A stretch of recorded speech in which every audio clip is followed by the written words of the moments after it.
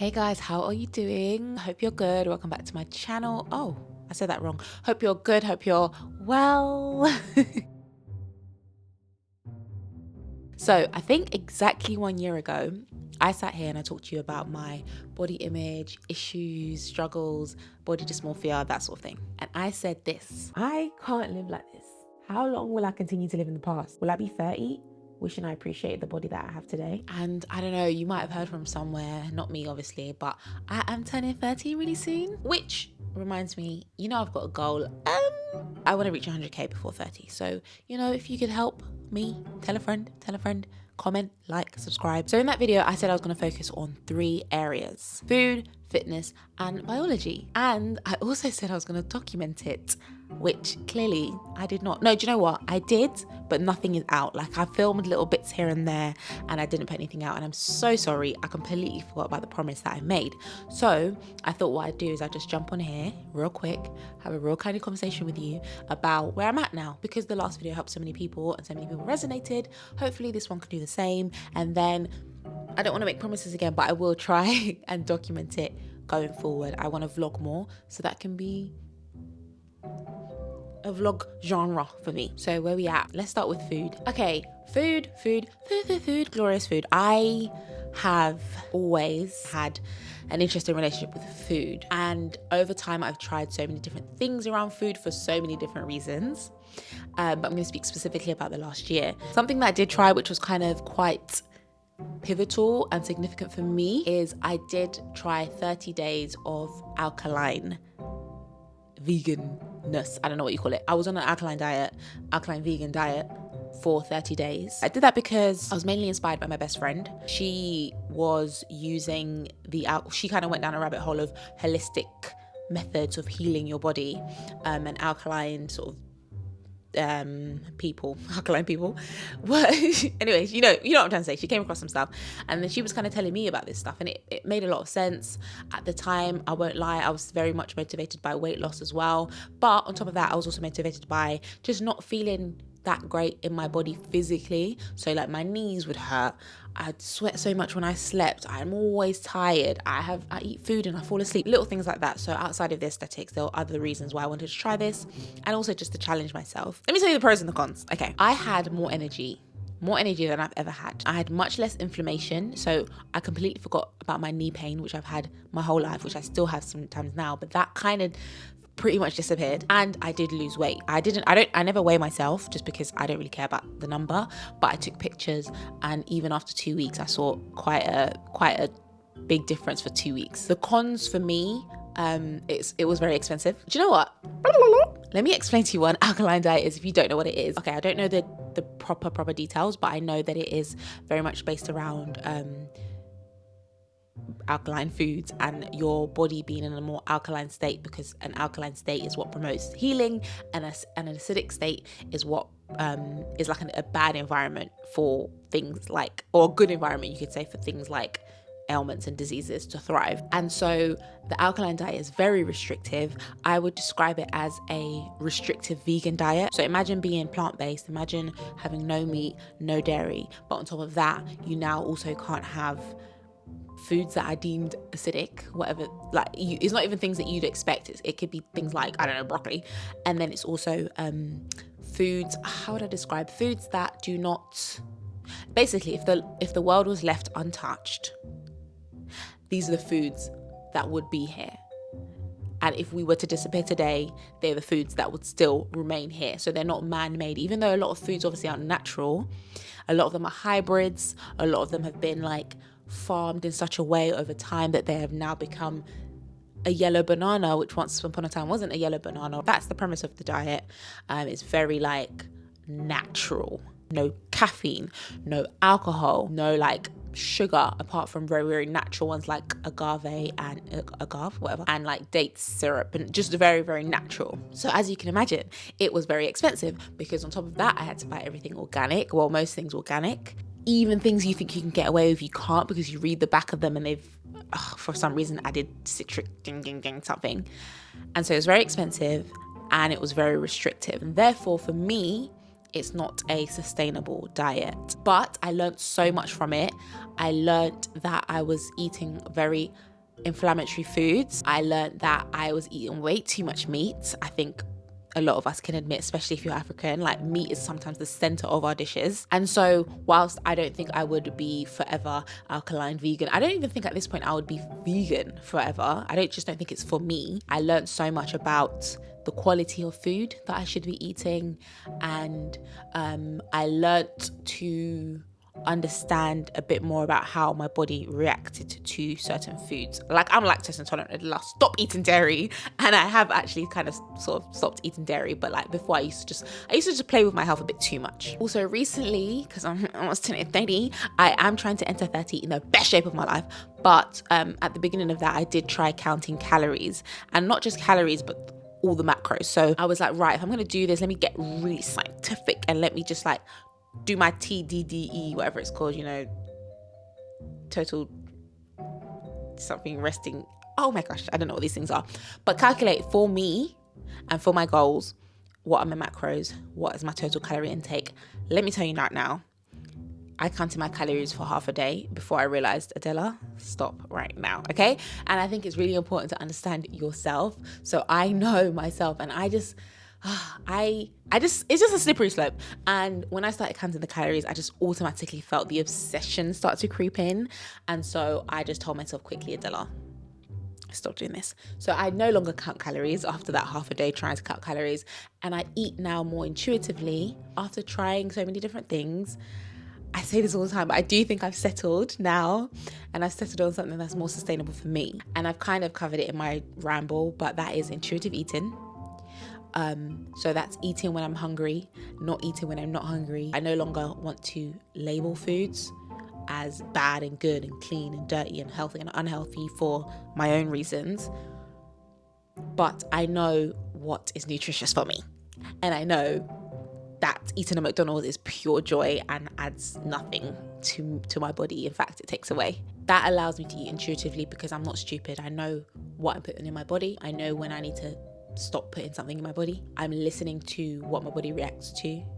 I know when I eat acidic and sugary, fake acidic and fake sugary foods, I get ulcers immediately. I know that if I've been eating high salt, high sugar, high fat diet for a week, my knees will start hurting, my period will be extremely painful. So these are the kind of things I'm trying to be more aware of. And for me as well, accountability has been a big help when it comes to food. So at the moment, I'm in a group chat.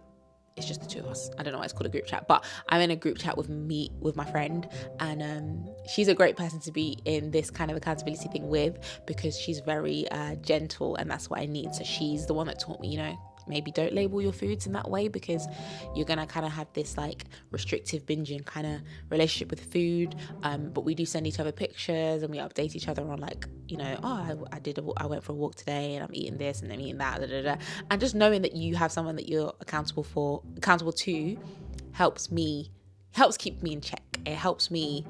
I know that if I'm ordering a McDonald's, I need to go to her and say I'm ordering a McDonald's, and she's not going to say anything bad, but it's just the fact that I'm going to say it to someone. It will probably stop me from ordering it 5 days in a week. I still struggle for sure.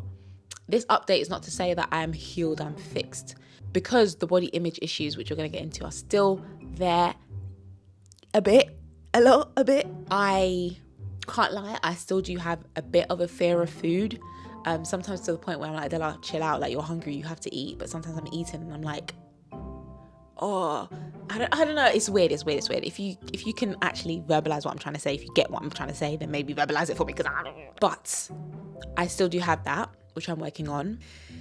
But understanding my body has been a big game changer for me. And speaking of that, we're going to segue into biology, which is another thing I said I wanted to really focus on. And reiterating what I said about my main thing around biology is my biology, understanding my body, understanding how things make me feel. So like I said, the sugar and the acidic sweets giving me ulcers, the high fat, high sugar, high refined carbohydrate, high processed food, my knees will tell me that you need to eat some vegetables. Speaking of vegetables, I know that when I eat like a colourful array of fresh whole food, my mental health is better, my mental clarity, and I think that's such a big one. It's so easy to assume that mental issues cause mental issues. Does that make sense? I never really thought to cross those things over, where it's like, no, actually maybe what you do to your body can also affect your mind. So what I put in my body can affect my mood. If I eat all these sorts of foods, maybe I'm going to be foggy, or I'm going to be anxious, or I'm going to be this. And I'm not obviously saying that our mental health is purely based on what we eat. That's not what I'm saying. But for me, that seems to be the case a lot. And even if it's not the case, it worsens the case or improves the case, depending on what's on my plate, which is crazy to me, but also makes a lot of sense because of, actually, I was about to explain that, but I'm not a doctor, but I think it's to do with hormones. Anyways, I won't say anymore. I also did a health check with Randox. I did a full body scan, and they gave me a big old booklet, and it explained loads of things about my body. I can't lie, I was expecting to find out something that was like, aha, this is why I have all these issues, but I didn't. It didn't give me any. Actually, that's probably good. Thank God. It didn't flag anything crazy. It was just, little bits in there about like what I might be predisposed to, your BMI, your circumference of this and this and this, and it was very enlightening. And I'm actually due an update, and I'm very excited for that because, as you know, I'm turning 30 and I'm on beast mode. So I'm hoping that when I go back, they're going to tell me just like I'm as fit as an athlete. That's literally my goal. No pressure, but pressure. And then another thing about biology that I've been more kind of interested in, but I haven't quite cracked, is learning about my cycle. As a woman in a man's world, wait, that's not how the song goes. But as a woman in a man's world, I've learned that we are, we very much do things according to the way men do things, because they made everything. Do you know what I mean? Like the 9-to-5 work week and all that kind of stuff. And actually our cycles are very different from the male cycle, being that they are 28 days versus 24 hours. Don't quote me on that. But understanding why I'm looking at Keith and he's literally on beast mode every single day. Say he does the same thing every single day. He doesn't get like distracted. Meanwhile, 1 week out of the month, I literally cannot even think of a single sentence. And then another week, I'm literally like a machine. Those things are very interesting to me. And so if I can hack my cycle, who can stop me from doing anything? So TBC on that one. If anyone has any information on that, like I said, I always like to use you for free information. Just go ahead and drop that. Go ahead and drop that, please. Thank you very much. Appreciate your help. And finally, fitness. Fitness. I can't lie, the past 2 months, but also sprinkled across the whole year, my relationship with fitness has changed a lot for the better. I have been exploring more ways to move my body that I really enjoy, because I was always like gym, but I hated the gym. I don't hate it that much anymore, but it's not my favorite place. Do you know what I mean?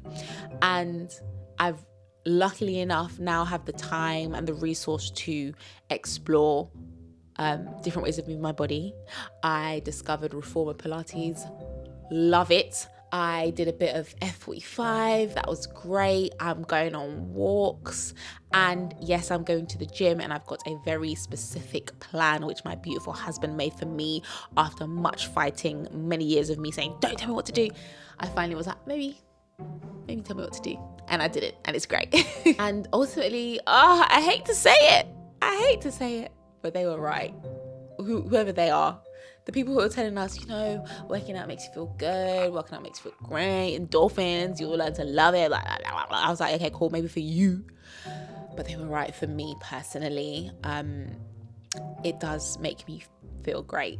And listen, if I'm being real honest with you guys right now, I would say right now, my fitness is 40% about my health and 60% about my aesthetics. I'm being real with you. I can't lie and say I'm one of those people that if I will see no progress, I would still be doing it, because I wouldn't. Okay, I wouldn't. But luckily, I am seeing progress. And the progress I'm seeing feels healthy, right?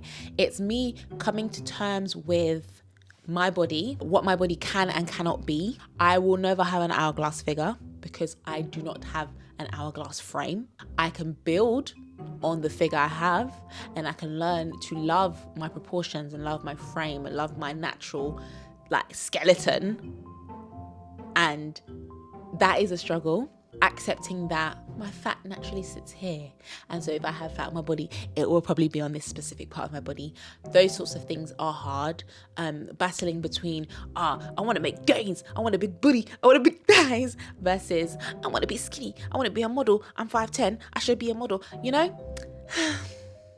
As you can see, I'm still working through this, but as I work on my fitness, as I start to feel better in my body, as the fitness helps me improve mentally, I believe my relationship with my body is improving.